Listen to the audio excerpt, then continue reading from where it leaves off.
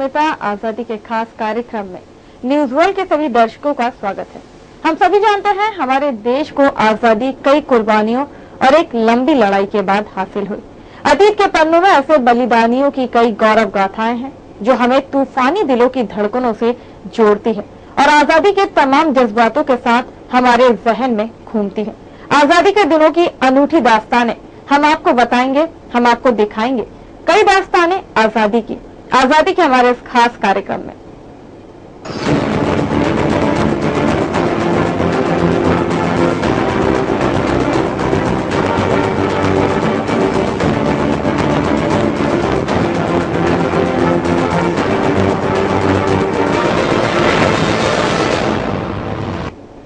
दो सौ साल की गुलामी से आजादी बस मिलने वाली थी।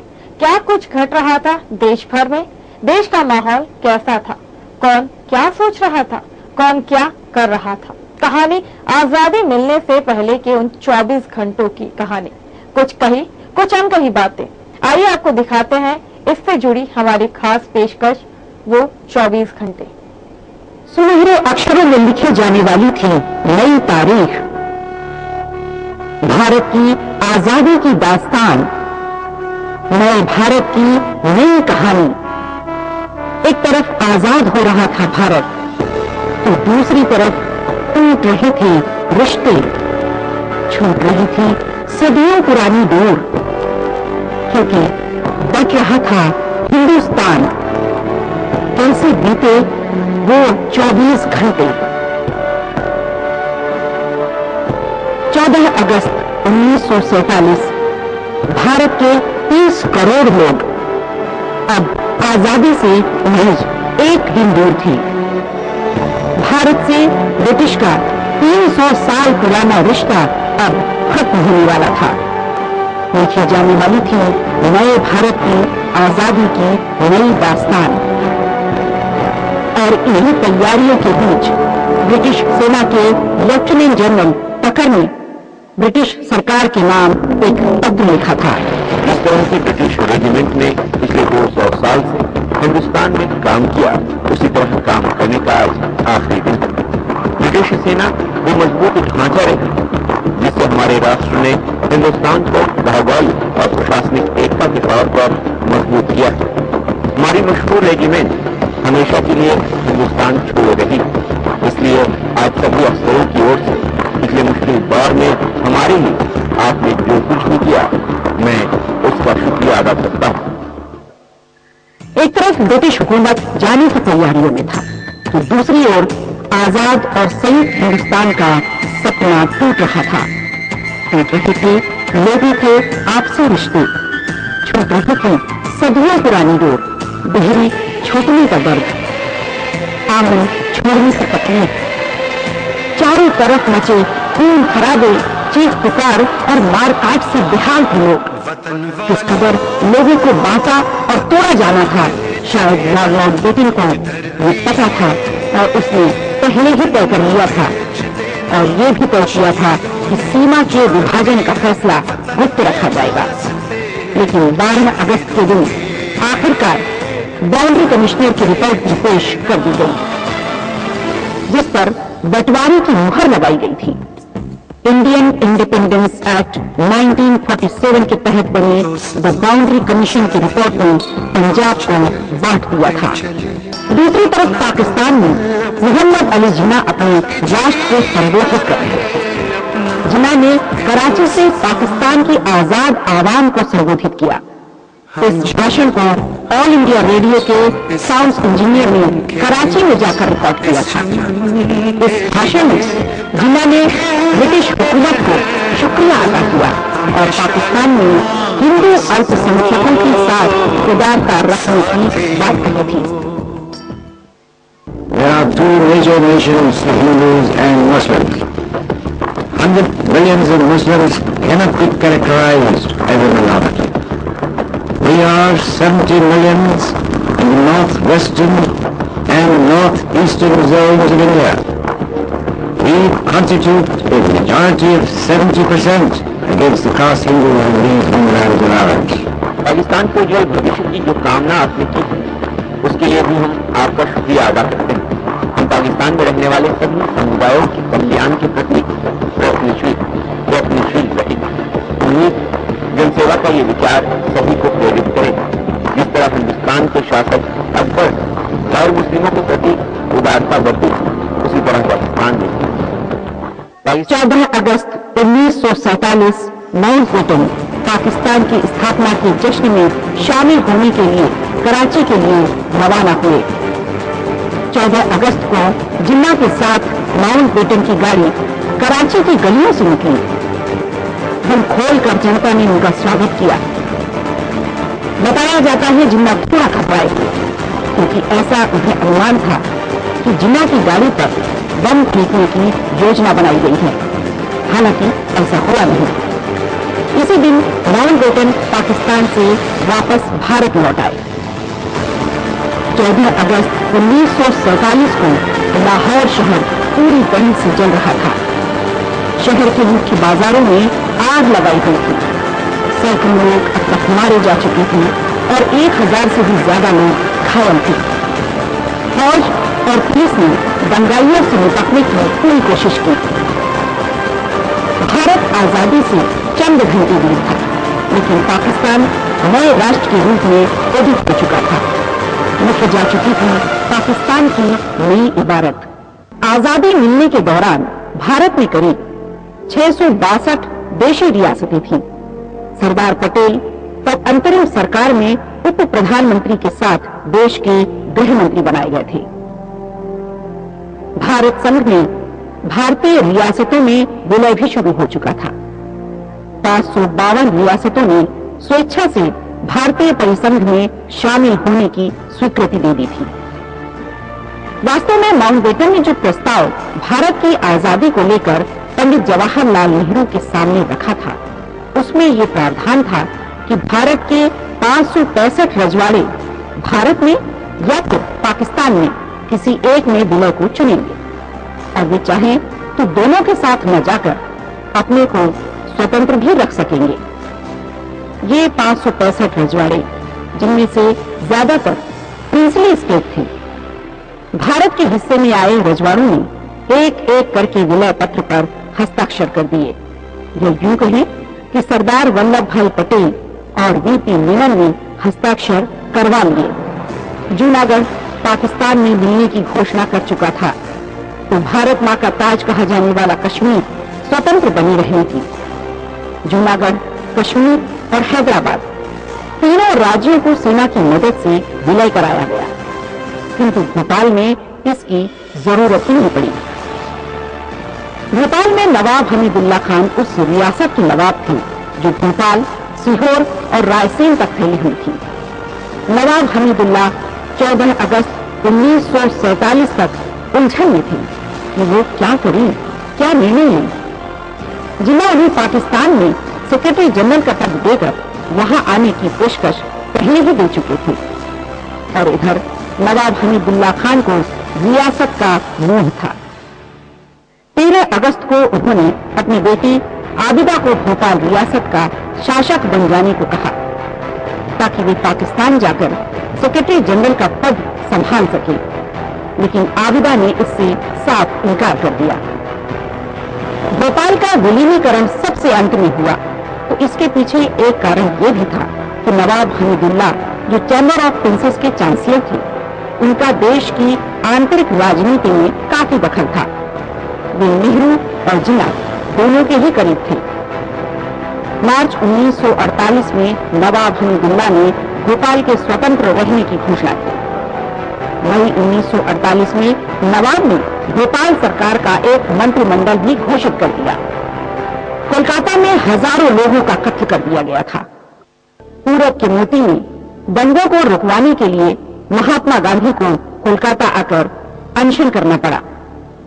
महात्मा गांधी की कोशिश का लोगों पर भी असर हुआ, दंगे रुक गए, लेकिन 5000 लोगों की जान लेने के बाद वही 1947 में बंगाल के भारत और पाकिस्तान के बीच विभाजन से कलकत्ता काफी पिछड़ गया, क्योंकि ये अपने पूर्व पृष्ठभाग के एक हिस्से का व्यापार होकर केवल पश्चिम बंगाल की राजधानी बनकर रह गया। हमेशा इतना विनित रहने वाला वल्लभ भाई आज कैसा कठोर हो गया है। नेहरू, मेरा सबसे प्रिय बेटा, मेरी बात तक सुनने से इनकार करता है। मुझे लॉर्ड लाई अच्छा लगा, उसका दिल बहुत बड़ा है, लेकिन नेहरू और जिन्ना के बीच उसने भी आत्मसमर्पण कर दिया है। मोहनदास, क्या तुम स्वाधीनता के लिए पिछले करीब 40 वर्षों से संघर्ष कर रहे थे?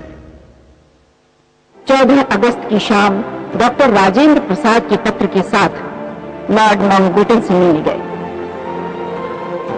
राजेंद्र प्रसाद ने लिफाफा माउंटबेटन को सौंप दिया और कहा कि इसमें हमारे कैबिनेट मंत्रियों की सूची है।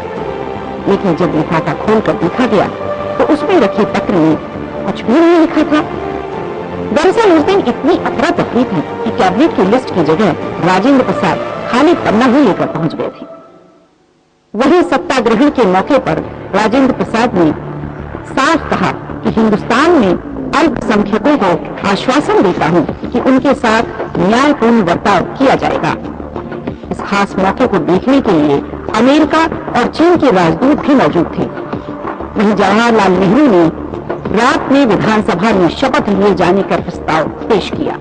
बताया जाता है देश में गणतंत्र स्थिर रहे, इसलिए उज्जैन के ज्योतिषी ने पंचांग देखकर आजादी का मुहूर्त निकाला था। डॉक्टर राजेंद्र प्रसाद के आग्रह पर उन्होंने बताया कि अगर आजादी अगस्त 1947 में 15 की मध्य रात्रि 12 बजे ली गई तो हमारा गणतंत्र अमर रहेगा। उन्होंने डॉक्टर राजेंद्र प्रसाद को भारत की आजादी के लिए मध्य रात्रि 12 बजे यानी स्थिर लग्न नक्षत्र का समय सुझाया ताकि देश में लोकतंत्र स्थिर रहे, बरकरार रहे। नहीं, पंडित व्यास के कहने पर आजादी के बाद देर रात संसद को धोया गया, साफ किया गया, क्योंकि ब्रिटिश शासकों के बाद अब यहाँ भारतीय बैठने वाले थे। 14 अगस्त 1947 के आखिरी पल विदा हो रहे थे। कहीं जश्न का माहौल था तो कहीं दहशत। 15 अगस्त 1947 को पूरे देश में धूमधाम से आजादी का जश्न मनाया जा रहा था। जब पूरा देश आजादी का जश्न मना रहा था तब एक शख्स ऐसा भी था जो इस आजादी के जश्न से कहीं दूर था। वो शख्स कोई और नहीं बल्कि राष्ट्रपिता महात्मा गांधी थे और राष्ट्रपिता ने आजादी का दिन अनशन करके मनाया। गांधी जी आजादी के दिन दिल्ली से हजारों किलोमीटर दूर कलकत्ता में थे, कलकत्ता वासियों के साथ। 15 अगस्त 1947 रात 12 बजे लाल किला। अगस्त 1947 में 15 की आधी रात को भारत और पाकिस्तान कानूनी तौर पर दो राष्ट्र बन गए। ब्रिटिश गुलामी खत्म हो गई। ठीक 12 बजे दिल्ली के लाल किला से राष्ट्रीय गान के साथ भारत की आन बान और शान का तिरंगा फहराया गया। 15 अगस्त के दिन नई दिल्ली में समारोह से पहले कार्यक्रम में भाग लेने के लिए एक विशाल जनसैलाब उमड़ पड़ा। मन जैसे विशाल जनसागर नए भारत का स्वागत कर रहा हो। ठीक शाम 5 बजे 5 लाख लोगों ने तिरंगे को फहराते हुए देखा। आजादी के सूरज को उगते हुए देखा। नए सूरज की नई रोशनी में नए सपनों के भारत का उदय हुआ। भारत हमारा प्यारा देश, हमारी मातृभूमि अब आजाद थी। धरती हमारी थी, आसमान हमारा था। यहाँ की आजाद हवाओं में हम सांस ले रहे थे, क्योंकि अब भारत सिर्फ हमारा था और हमारा ही रहेगा। जय भारत, जय हिंद।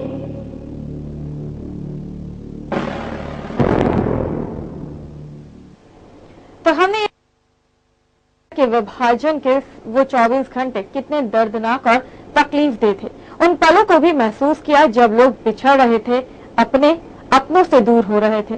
कभी रुकते हैं एक ब्रेक के लिए, जब हम लौटेंगे तो आपको दिखाएंगे कुर्बानी की कुछ और दास्तानें। बने रहिए न्यूज वर्ल्ड के साथ।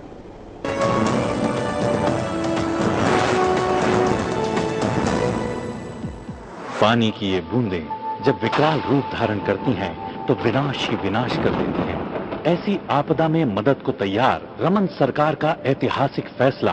भारी वर्षा, बाढ़, तूफान गाज, सर्पदंश, बिच्छू काटने, लू लगने से होने वाली मौतों में भी पीड़ित परिवारों को 4 लाख की सहायता। प्राकृतिक आपदा से जन हानि पर मृतक के परिवारजनों को अब 1.5 लाख रुपए से बढ़ाकर 4 लाख रुपए की आर्थिक सहायता दी जाएगी। प्राकृतिक आपदा से स्थायी स्वरूप की शारीरिक क्षति होने पर 2 लाख रुपए की आर्थिक सहायता। अब 50% के स्थान पर 33% फसल हानि होने पर आर्थिक सहायता। फसल हानि के लिए असिंचित भूमि हेतु प्रति हेक्टेयर मदद अब 4,500 से बढ़ाकर 6,800 रुपए प्रति हेक्टेयर कर दी गई है। फसल हानि के लिए सिंचित भूमि हेतु प्रति हेक्टेयर मदद अब 9,000 से बढ़ाकर 13,500 रुपए प्रति हेक्टेयर। अब 10 हेक्टेयर भूमि धारण करने वाले किसानों को भी फसल हानि पर सहायता की पात्रता। दुधारू पशु, गाय, भैंस आदि के हानि पर अब प्रति पशु 16,400 रुपए से बढ़ाकर 30,000 रुपए की मदद। भारवाहक पशु, बैल, घोड़ा आदि की हानि पर प्रति पशु 15,000 से 25,000 रुपए की मदद। मत्स्य कृषकों को अब नाव क्षतिग्रस्त होने पर 7,000 से बढ़ाकर 9,600 रुपए की मदद। कच्चा मकान और पक्का मकान दोनों तरह के मकानों की हानि के लिए मदद राशि में इजाफा। अधिक जानकारी के लिए जिले के कलेक्टर कार्यालय अथवा तहसील कार्यालय में संपर्क करें। जनसंपर्क संचालनालय छत्तीसगढ़ शासन द्वारा जनहित में जारी। राजनीति की हर हलचल पर रखते हैं हम पैनी नजर। अफवाहों की भीड़ से भी ढूंढ निकालते हैं सच्ची खबर। नेताओं के वादों का किस पर हुआ कितना असर? हंगामा, धरना प्रदर्शन जनता जनार्दन की सेवा है या दूसरे पर है इनकी नजर? सियासी जंग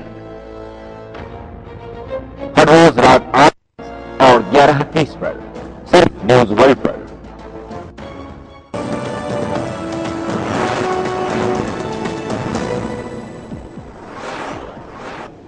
ब्रेक के बाद आपका एक बार फिर स्वागत है आजादी के इस कार्यक्रम में। वो कैसी छटपटाहट थी भारत माता की गुलामी की जंजीरों को तोड़ने की, तिरंगे को आजाद कराने की। आजादी के दीवानों की आंखों में थे आजादी के बड़े बड़े सपने और होठों पर थे आजादी के जोशीले तराने। और एक जज्बा था आजाद हवाओं में तिरंगा लहराता हुआ देखने का। तिरंगे के साथ जुड़े जज्बात और इतिहास की पूरी कहानी आइए देखते हैं। भारत की पहचान, आजाद हिंदुस्तान की आन बान और शान, सबसे बड़े लोकतंत्र की पहचान, आजादी की लड़ाई का गवाह हमारा प्यारा तिरंगा। 1857 में मेरठ में हुआ विद्रोह। पहला झंडा सिस्टर निवेदिता ने डिजाइन किया। सिर्फ लाल रंग का था पहला झंडा। भारत की पहचान, आजाद हिंदुस्तान की आन बान और शान, सबसे बड़े लोकतंत्र की पहचान, आजादी की लड़ाई का गवाह हमारा प्यारा तिरंगा। आजादी के विद्रोह की शुरुआत सन 1857 में मेरठ से शुरू हुई। इस आंदोलन के लिए राष्ट्रीय ध्वज की जरूरत पड़ी और इस जरूरत को पूरा किया सिस्टर निवेदिता ने। निवेदिता ने सन 1904 में लाल रंग का एक ध्वज बनाया। इसके किनारों में 101 चलते हुए दीप बने थे और बीच में वज्र बना हुआ था। झंडे में बंगाली भाषा में लिखा था वंदे मातरम। 1906 में नया झंडा सामने आया। दूसरा झंडा बनाया सचिंद्र नाथ बोस। झंडे में 3 रंगों का प्रयोग किया। दूसरा झंडा सामने आया 7 अगस्त 1906 में। कलकत्ता की पारसी बागवान चौक में कांग्रेस के अधिवेशन में झंडे का रंग एक बार फिर बदल गया। इस ध्वज को लाल, पीले और हरे रंग की क्षैतिज पट्टियों से बनाया गया था। सबसे ऊपर हरी पट्टी थी जिसमें 8 कमल बनाए गए थे और नीचे की लाल पट्टी में सूरज और चांद बनाए गए थे।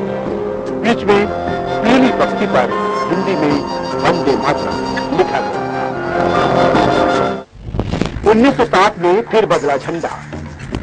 भीकाजी कामा ने नया झंडा फहराया। जर्मनी के स्टटगार्ड शहर में फहराया झंडा। अंग्रेजों के खिलाफ आंदोलन की शुरुआत। प्रथम विश्व युद्ध में इस्तेमाल हुआ झंडा।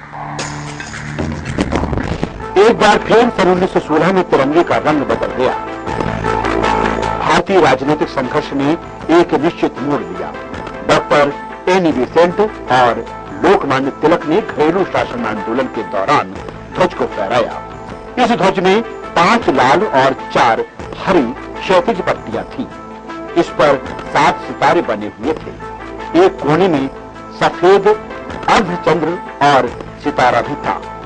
ऐसा माना जाता है कि सन 1917 में पहली बार इस झंडे को फहराया गया था।